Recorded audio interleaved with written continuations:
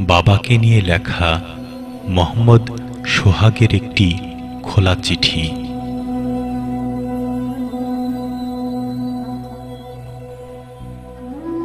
বাবা,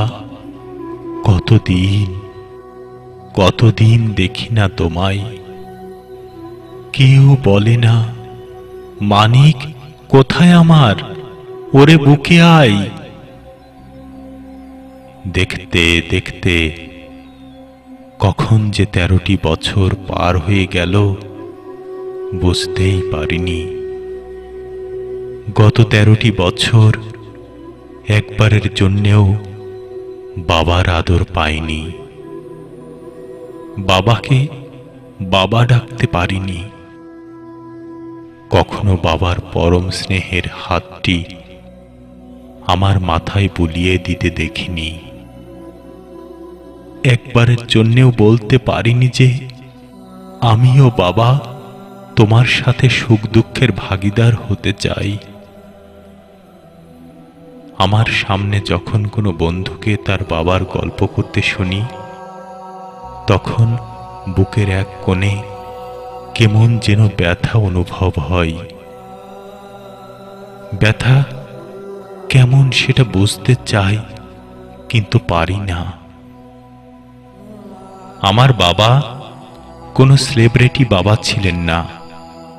আমার বাবা পৃথিবীর সেরা বাবাও ছিলেন না। আমার বাবা 8-10টা বাবার মতোই সাধারণ বাবা ছিলেন।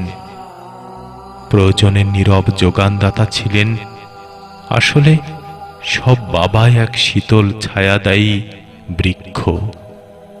বৃক্ষ যেমন ছায়া দেয়, ফল দেয়, জ্বালানি দেয়, কাঠ দেয়, দেয় বাঁচার জন্য অক্সিজেন, তেমনি বাবাও দেন ছায়া, দেন প্রয়োজনের ফল, জ্বালানি, কাঠের যোগান, দেন সমাজে মাথা উঁচু করে বাঁচার আত্মপরিচয়ের অক্সিজেন।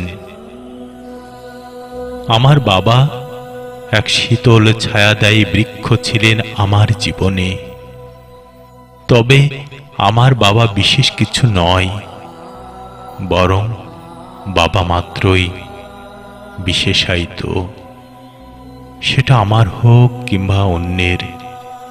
সন্তান সুলভ পক্ষপাতে আমার বাবাকে পৃথিবীর সেরা বাবা বানিয়ে দেয়াটা সহজ এবং যৌক্তিক। এতটুকু যোগ্যতা তিনি ধারণ করেছিলেন যতদিন বেঁচে ছিলেন। কিন্তু এতে শুধু ব্যক্তি বাবাকেই উঁচিয়ে ধরা হবে, নিচু করা হবে বাবা নামটিকে। কারণ বাবা মাত্রই সেরা, সেটা আমার বাবা হোক কিংবা অন্যের। যদিও আমার বাবা পৃথিবীর সেরা বাবা নয়, তবে আমার বাবাই আমার পৃথিবী। আমার বাবা আমার হিরো, আমার অনুপ্রেরণার আশ্রয়স্থল। এ উদ্দাম গতিময়তার যুগে তিনি শুধু প্রয়োজনের যোগানদাতাই ছিলেন না, বরং ছিলেন আরো বড় কিছু। ছোটবেলা থেকেই সকল হিরো, সুপার হিরোকে পাশ কাটিয়ে আমি শুধু তার মতোই হতে চেয়েছি, যে কিনা আমার দেখা সবচেয়ে ভালো মানুষ, সৎ এবং সত্যবান, চমৎকার এবং চরিত্রবান। আমি গর্বিত তার মতো হবার চেষ্টা করতে পেরে। আমি গর্বিত তার সন্তান হতে পেরে। বাবাকে খুব বেশি দিন কাছে পাইনি আমি। যখন বাবাকে বুঝতে চেষ্টা করছিলাম, ঠিক তখনই বাবা পরপারের ডাকে সাড়া দিয়ে চলে যান। পরিবারে সবার ছোট হওয়ার কারণেই কখনো কেউ আমার গায়ে একটা টোকাও দিতে পারত না। বাবা ক্ষেপে বকা দিতেন তাদের। আজ এতগুলো বছর বাবাহীন কেটে গেল, অথচ কখনোই টের পাইনি বাবা বিয়োগের এত সময় কিভাবে অতিবাহিত হলো। কিন্তু আমার যে বাবাকে এ সময়টাতে খুবই দরকার ছিল। বটবৃক্ষের ছায়াটা আমার মাথার উপর খুবই দরকার ছিল। হাজার কোটিবার চেষ্টা করেও বাবা, তোমাকে আমি আর কোনোদিন বাবা বলে জড়িয়ে ধরতে পারবো না।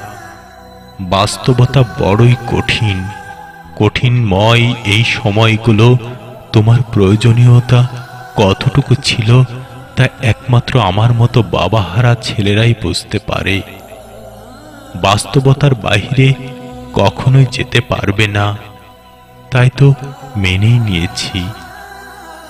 বাবা, তুমি আমার আদর্শ। আমি আমার চলার পথে কখনোই কারোর কাছেই তোমার ব্যাপারে এতটুকু কথা শুনিনি। এটাই যে আমার গর্বের বিষয়। বাবা, আল্লাহ যেন তোমাকে জান্নাতবাসী করেন, সে দোয়াটুকু করি। আমিন। ইতি বাবাহারা সোহাগ।